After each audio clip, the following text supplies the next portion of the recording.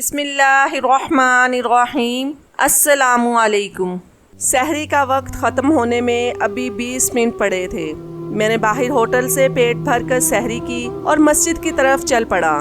میرے قدم ابھی مسجد میں داخل ہوئے ہی تھے کہ ایک بار پھر سے سسکیوں کی آواز نے مجھے چونکا دیا۔ مسجد کے ایک کونے میں ایک 11 یا 12 سال کی بچی بیٹھی ہوئی نظر آئی۔ اس نے اپنا سر گھٹنوں پر رکھا ہوا تھا اور وہ بے تحاشا رو رہی تھی۔ اسے دیکھ کر میرے رونگٹے کھڑے ہونے لگے۔ آخر یہ معصوم بچی کون تھی جو اس وقت یہاں بیٹھ کر اس قدر رو رہی تھی؟ اس لڑکی ذات کو اس اندھیرے میں کس نے گھر سے نکلنے کی اجازت دی؟ میرا دل دھڑکا۔ میں اس کے قریب چلتا ہوا آیا جس کے کپڑے پھٹے پرانے تھے اور بال بکھرے ہوئے تھے۔ وہ سسک کر سرگوشی نما انداز میں نہ جانے کیا باتیں کر رہی تھی۔ اسے دیکھ کر میرے دل میں درد کی ٹیسیں اٹھنے لگی۔ بے ساختہ ایک ٹھنڈی سانس خارج کر کے میں اس بچی کی سرگوشیاں سننے لگا جو رو رو کر کہہ رہی تھی کہ اللہ جی میری ماں کو میرے پاس واپس بھیج دے، انہیں بولیں وہ زمین سے باہر نکل آئیں، مجھے ان کی بہت یاد آتی ہے۔ وہ جب ہوتی تھی تو مجھے بہت پیار کرتی تھی، مجھے کبھی بھی نہیں مارتی تھی، میری پسند کا کھانا بنا کر دیتی تھی، مگر نئی والی ماما مجھے بالکل بھی پیار نہیں کرتی، وہ ہر بات پر مجھے مارنے لگتی ہیں۔ اللہ جی آپ میری پرانی ماما واپس کر دینا، آپ تو ماہ رمضان میں اپنے بندوں کی بہت سنتے ہیں۔ وہ بچی زاروں کی تار روتے ہوئے ایسے الفاظ ادا کر رہی تھی کہ اس کی معصومیت اور الفاظ میں چھپا ہوا درد سن کر میرے حلق میں کانٹے چبھنے لگے۔ سحری کا وقت ختم ہو چکا تھا اور فجر کی اذان کا وقت ہو چکا تھا۔ میں نے فوراً ذہن جھٹکا اور اذان دینے لگا۔ نہ جانے کیوں مگر آج میں اذان دے رہا تھا تو بار بار میری آنکھوں میں آنسو اتر رہے تھے، بار بار لہجے میں لرزش آ رہی تھی۔ دل میں ایک دعا تھی کہ خدا را اس معصوم بچی کے دکھ و تکلیف کو ختم کر دے، اگر ہو سکے تو اس کے حصے کا غم مجھے دے دے، مگر اسے ہر تکلیف سے بچا لے۔ میں اذان دے کر جب واپس مڑا تو میری آنکھوں سے آنسو برس رہے تھے۔ میں ہچکی باندھے وہیں بیٹھ کر رونے لگا۔ دل میں اس بچی کا درد مجھے اس قدر محسوس ہو رہا تھا کہ میں بیان نہیں کر سکتا۔ شاید اس لیے کہ میری اپنی کوئی اولاد نہیں تھی۔ میں 20 سال سے بے اولاد تھا۔ میری بیوی بانجھ تھی، مگر اس کے باوجود میں نے کبھی اولاد کی خاطر دوسری شادی نہ کی تھی۔ میں اٹھا اور اس بچی کے پاس جانے لگا، مگر جب میں مسجد کے صحن میں آیا تو وہاں بچی موجود نہ تھی، وہ جا چکی تھی۔ میں باہر تک دیکھنے گیا مگر نمازیوں کا جھرمٹ مسجد میں داخل ہو رہا تھا۔ وہ بچی نہ جانے کہاں جا چکی تھی۔ خیر نماز کا وقت تھا اور میں نے فوراً نماز ادا کی۔ نہ جانے کیسے ظالم لوگ تھے جنہیں اتنی معصوم ننھی کلیوں پر ذرا بھی رحم نہیں آتا تھا اور وہ ان پر ظلم کیا کرتے تھے۔ شاید یہ بھی قیامت کی نشانیوں میں سے ایک نشانی تھی۔ خیر میں نماز پڑھنے کے بعد کچھ دیر وہیں بیٹھا رہا اور پھر گھر کی جانب بوجھل قدموں سے چلا آیا۔ گھر آیا تو میری بیوی ابھی تک سو رہی تھی۔ اس کا تو معمول ہی یہی تھا، وہ ماہ رمضان میں بھی نہ روزے رکھتی اور نہ کوئی نماز پڑھتی۔ میں اسے بہت سمجھاتا مگر اسے اپنی آخرت کی کوئی فکر نہیں تھی، وہ تو دن چڑھے تک سوتی رہتی۔ میں نے کچھ دیر کلام پاک پڑھا اور پھر کام پر نکل گیا۔ سارا دن میرا دھیان اس بچی کی جانب بھی رہا۔ مغرب سے پہلے ہی میں کام سے چھٹی لے کر گھر آ چکا تھا۔ ماہ رمضان میں فجر اور مغرب کی اذان میں خود محلے کی مسجد میں دیا کرتا تھا۔ افطاری کے وقت میں مسجد میں پہنچ چکا تھا۔ میں نے ایک بار پھر مسجد میں متلاشی نظروں سے اسے دیکھا، شاید وہ بچی یہاں موجود ہو، مگر وہ یہاں نہیں تھی۔ خیر میں نے افطاری کی اور نماز ادا کی اور جو ہی واپس جانے کے لیے پلٹا تو مسجد کے بڑے دروازے کے باہر جہاں نمازی جوتا اتارا کرتے ہیں وہاں وہ بچی بیٹھی تھی۔ وہ اپنے پیروں کے تلوں کے زمین پر لگائے بغیر بیٹھی تھی۔ اس کی آنکھوں میں آنسو تھے، وہ رو رہی تھی، بار بار اپنی آنکھوں میں آئے آنسو صاف کرتی اور پھر ایک نظر اپنے پیروں پر ڈالتی۔ اس کے پیروں کے نیچے سرخ اور سیاہ نشان بنے تھے، ایسا لگتا تھا جیسے اس بچی کے پیر جلائے گئے ہوں اور ننگے پیر چل کر آنے کی وجہ سے اس کی زخموں میں مٹی جا چکی تھی۔ اس بچی کو جب میں نے اس حالت میں دیکھا تو میرے رونگٹے کھڑے ہو گئے، میری آنکھوں میں پانی آ گیا۔ وہ بچی اپنے ہی دھیان میں بیٹھی تھی اور اپنے پیروں سے مٹی صاف کرنے کی کوشش کر رہی تھی۔ وہ درد سے سسک رہی تھی اور روتے ہوئے ایک بار پھر خدا سے بات کرنے میں مشغول تھی۔ وہ روتے ہوئے کہنے لگی، اللہ جی آج میں آپ کے گھر کے اندر نہیں آ سکتی، اماں کہتی تھی مسجد اللہ تعالیٰ کا گھر ہوتا ہے، میں آج ان پیروں کے ساتھ مسجد میں داخل نہیں ہو سکتی ورنہ آپ کا یہ گھر آلودہ ہو جائے گا۔ آپ میری بات یہاں سے سن لیں اور میری دعا قبول کر لیں، مجھے اور کچھ نہیں چاہیے، جیسے ہی میرے پیر ٹھیک ہو جائیں گے میں دوبارہ مسجد کے اندر بیٹھ کر آپ سے دعا مانگوں گی۔ اس بچی کی معصومیت بھرے لہجے میں اس قدر درد تھا کہ میری آنکھیں چھلک پڑی۔ وہ بچی اتنی معصومیت سے اپنے اللہ سے دعا مانگ رہی تھی کہ میرا دل بھر آیا۔ کس قدر پاکیزہ لہجہ تھا، نہ کوئی منافقت تھی اور نہ ہی کوئی لالچ۔ وہ ایک بار پھر روتے ہوئے کہنے لگی میری امی کو بولیں کہ وہ قبر سے باہر آ جائیں۔ وہ زمین سے باہر آ کر دوبارہ میرے پاس رہنے لگے۔ ان کے بغیر تو مجھے نیند بھی نہیں آتی۔ میری دوسری امی مجھے کھانا نہیں دیتی، بھوکی پیاسی بیٹھی رہتی ہوں اور وہ مجھے بات بات پر مارتی ہیں۔ آج بھی اس نے مجھے جلدی جلدی سارے گھر کے کام کرنے کو کہا مگر میں نہ کر سکی کیونکہ میری طبیعت خراب تھی۔ مگر اس کے باوجود میری ماں نے مجھے بہت مارا اور پھر اپنے پاس بٹھا کر جلتے ہوئے کوئلے میرے پیروں پر لگائے اور بولی کہ اب تو تیز بھاگ بھاگ کر کام کیا کرے گی۔ مجھے بہت درد ہوا تھا، میں چلاتی رہی مگر میری مدد کو کوئی بھی نہیں آیا۔ میری اماں نے میرے دونوں پیر جلا دیے۔ آپ میری امی کو واپس لوٹا دے۔ میں اس بچی سے کچھ دوری پر کھڑا اس کی ساری باتیں خاموشی سے سن رہا تھا۔ میرے آنسو بہہ رہے تھے مگر میں اس بچی کے پاس نہ گیا کیونکہ میں جاننا چاہتا تھا کہ آخر وہ کہاں رہتی ہے۔ کچھ دیر بعد وہ بچی اپنی جگہ سے اٹھی اور بامشکل لڑکھڑاتے ہوئے وہاں سے جانے لگی۔ وہ بہت ہی بامشکل سے چل رہی تھی کیونکہ اس کے پیروں کے دونوں تلوے زخمی تھے، مگر اس کے باوجود اس بچی کی خدا سے محبت کو میرا سلام تھا، جو اتنی چھوٹی اور معصوم تھی کہ اللہ کو اپنے دکھ سنانے کے لیے مسجد تک آیا کرتی تھی۔ میں اس بچی کا پیچھا کرتا رہا اور وہ چلتے چلتے ایک گھر کے پاس آ کر رک گئی۔ وہ گھر ہمارے گاؤں کا ہی ایک گھر تھا۔ وہ بچی اس گھر کے باہر آ کر بیٹھ گئی۔ اس نے دروازہ کھٹکھٹانے کی کوشش نہیں کی تھی، شاید اس لیے کہ اندر موجود شخص ایک بار پھر آگ بگولا ہو جائے گا۔ میں کچھ دوری پر کھڑا یہ سارا ماجرا دیکھ رہا تھا کہ تبھی دروازہ کھلا اور ایک عورت باہر نکلی۔ وہ انتہائی موٹی اور بھاری بھرکم جسم کی مالک تھی۔ عورت شاید وہ اس معصوم بچی کی ماں تھی۔ اس نے جیسے ہی اس بچی کو گھر کے باہر دیکھا تو تیوری چڑھائے اسے دیکھنے لگی اور پھر کمر پر ہاتھ رکھ کر بولی، تو کہاں مر گئی تھی؟ کیا تجھے پتہ نہیں تھا کہ گھر کا سارا کام کرنے والا پڑا ہے؟ روزانہ جانے کہاں نکل جاتی ہے؟ تیرے باپ کو تیری شکایت لگانی پڑے گی۔ اس لڑکی نے جب یہ سنا تو کام کر رہ گئی اور روتے ہوئے کہنے لگی، میں تو مسجد کے باہر گئی تھی، میں تو روز اللہ تعالیٰ سے بات کرنے جاتی ہوں۔ اس عورت نے اس کی بات کا کوئی جواب نہ دیا اور اسے بالوں سے گھسیٹ کر اندر لے گئی اور دروازہ بند ہو چکا تھا۔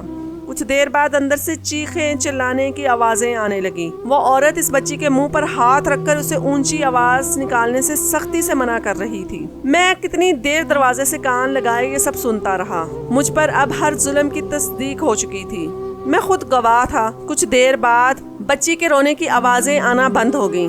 تب میں فوراً اپنے گھر کی جانب چلا گیا۔ آج مجھے گھر آنے میں کافی دیر ہو چکی تھی۔ جب بیوی نے وجہ پوچھی تو میں نے فی الحال کچھ بھی نہیں بتایا اور بات کو ٹال کر سونے کے لیے لیٹ گیا۔ میری آنکھوں سے نیند کوسوں دور تھی، مجھے بس اگلی صبح کا انتظار تھا۔ مجھے جو کچھ کرنا تھا میں سو چکا تھا۔ میں نے جلدی سے سحری کی اور مسجد کی جانب جانے لگا تاکہ وہ بچی وہاں موجود ہو تو میں اس سے بات کر سکوں۔ میں جو ہی مسجد میں داخل ہوا تو مسجد میں اس وقت کوئی بھی نمازی نہیں آیا تھا۔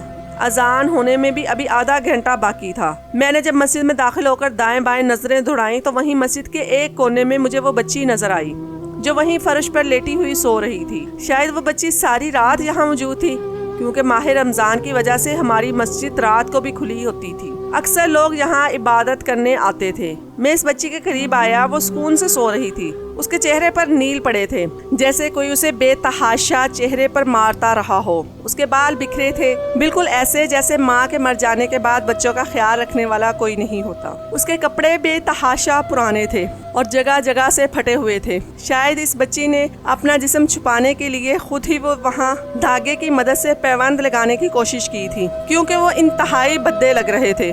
یوں لگتا تھا جیسے وہ بچی کتنی دیر اپنے اللہ پاک سے باتیں کرتے کرتے یوں ہی لیٹ کر سو چکی تھی، جیسے ایک بچہ اپنی ماں کی گود میں سکون محسوس کر کے سو جایا کرتا ہے۔ میں اللہ تعالیٰ سے دعا کر رہا تھا کہ اس جیسے کتنے ہی لاکھوں بچے ہوں گے، اے اللہ تو ان پر اپنا کرم فرما۔ یہ الفاظ کہتے ہوئے میری آنکھوں سے آنسو اور ہونٹ کانپ رہے تھے۔ اچانک اسی وقت وہ بچی اٹھ کر بیٹھ گئی۔ جب اس نے اپنے سے کچھ دوری پر مجھے موجود پایا تو فوراً کانپ کر اپنی آنکھیں مسلتے ہوئے مجھ سے دور ہو گئی۔ میں نے اس بچی کو یقین دلایا کہ میں اس کا بھلا چاہتا ہوں اور اس کی زندگی کے بارے میں سننا چاہتا ہوں۔ آخر وہ روز یہاں کیوں آ جایا کرتی ہے؟ وہ عورت آخر کون ہے جو اسے مار پیٹ رہی تھی؟ اس نے جب میرا لہجہ اور الفاظ سنے تو فوراً نارمل ہو گئی، آنکھوں سے آنسو بہنے لگے اور وہ روتے ہوئے کہنے لگی کچھ ماہ پہلے ہی میری ماں کی وفات ہو گئی ہے۔ میرے ابو تو چاہتے ہی یہی تھے کہ امی فوت ہو جائے۔ وہ فوت ہو گئی تو ابو اپنی پسند کی عورت سے شادی کر کے اسے گھر لے آئے۔ ابو کو مجھے میں کوئی دلچسپی نہیں تھی۔ نئی امی نے آتے ہی مجھ پر ظلم کرنا شروع کر دیے۔ وہ مجھے بہت مارتی تھیں۔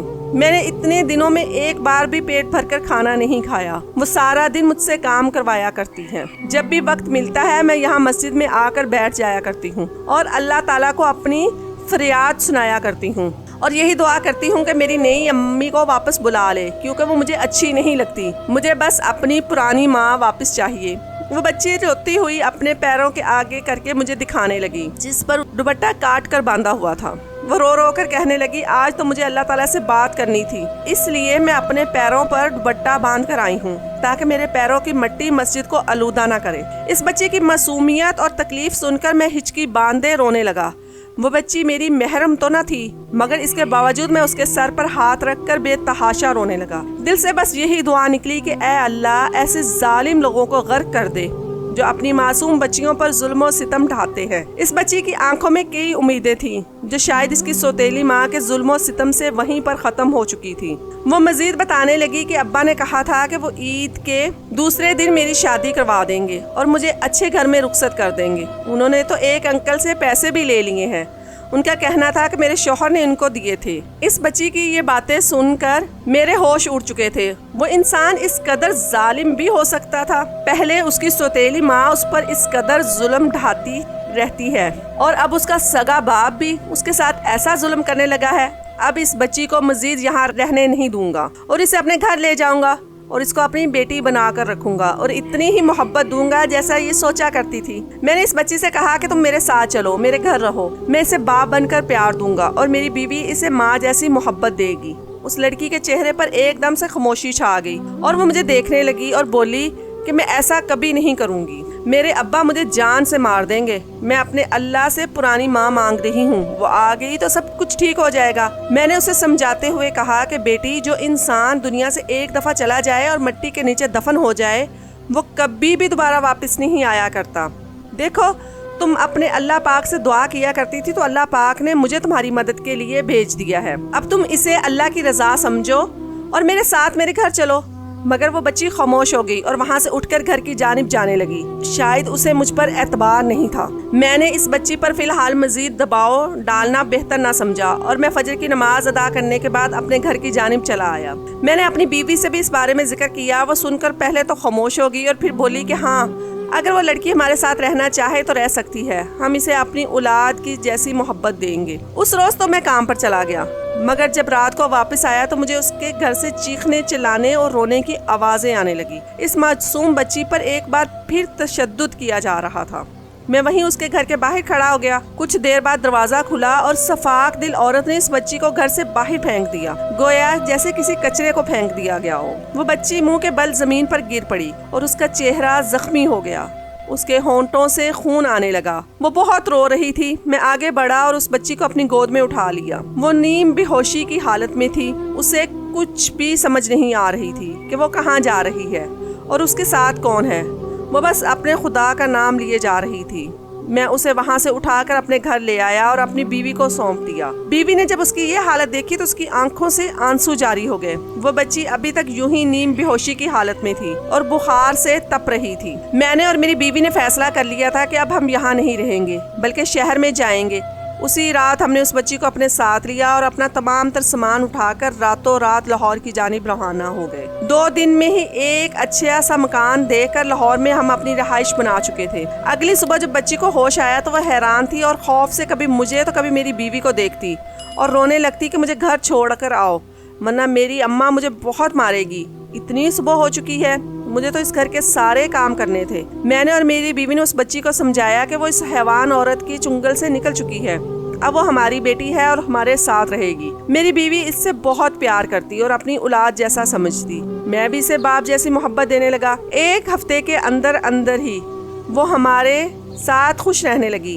एक हफ्ते में ही मैंने इस बच्ची के चेहरे पर खौफ को हटाकर खुशियां ही खुशियां भर दी। मैंने वहाँ एक फैक्ट्री में जॉब कर ली और ईद आने से पहले मैंने इस बच्ची को खूब शॉपिंग करवाई, इसकी पसंद के सूट लिए और इसकी मनपसंद चीजें लेकर दी। चंद माह ऐसे ही गुजर गए और हमारी जिंदगी तो जैसे खुशियों से भर चुकी थी। वो बच्ची इस दुनिया की तरफ लौट आई थी। उसकी खुदा से मोहब्बत देकर मेरी बीवी का दिल भी इबादत की तरफ रागिब होने लगा था। वो दोनों बिल्कुल माँ बेटी जैसी लगा करती थी। वो बच्ची मेरे लिए इंतहाई खुशकिस्मत साबित हुई। एक रोज दरवाजे पर दस्तक हुई तो बाहर से किसी फकीर की आवाज आई। मेरी बेटी ने जब मेरी जेब से 10 रुपए निकाल कर फकीर को देने चली गई, मैंने मुस्कुरा कर उसे जाने का कहा, मगर वो जूं ही दरवाजा खोल कर खड़ी हुई तो उसकी चीख की आवाज आई। मैं बुखला कर बाहर आया। मेरी बीवी जो पड़ोस के घर गई थी वो भी इस शख्स के साथ खड़ी थी और उसके बाल इसके चुंगल में थे। वो मेरी बीवी को बालों से जकड़े खड़ा हुआ था। अब मेरी बेटी की जानिब हाथ बढ़ाकर बोला, मैं तुम पर केस करूंगा कि तुमने मेरी बेटी को अगवा करके यहाँ ले आए हो। शोर शराबा सुनकर वहाँ मौजूद लोग इकट्ठे हो चुके थे। मैंने अपनी बीवी को छुड़ाया तो उसने मेरी बेटी को पकड़ लिया। दर हकीकत वो इस बच्ची का असली बाप था जो इसे ढूंढते ढूंढते यहाँ तक आ गया था। मेरी बेटी जो बिल्कुल किसी फूल की मानित खिली पड़ी हुई थी, अपनी हकीकी बाप को देखकर उसका रंग जर्द पड़ चुका था। वो फिर से ज़हनी मरीजा जैसी लगने लगी। वो रोने लगी। मैंने उस शख्स से अपनी बेटी को छीना और उसे थप्पड़ मारकर बोला कि केस तो तुम जैसे हैवानों पर बनेगा जो इन बच्चियों पर इस कदर जुल्म करते हैं। मैंने फौरन पुलिस को कॉल की और सारी हकीकत से उनको आगाह किया। बच्ची ने भी अपनी असली बाप और सौतेली माँ के बारे में गवाही दी, जिसके बाद दोनों पकड़े लिए गए। अदालत ने फैसला मेरे हक में सुनाया। जब बच्ची से गवाही ली गई तो उसने यही कहा कि मैं इन्हीं के साथ रहना पसंद करूंगी। मैं अपनी बच्ची को अपने साथ लगाए वापस अपने घर की जानिब आ गया और आज हम सब हंसी खुशी रह रहे हैं।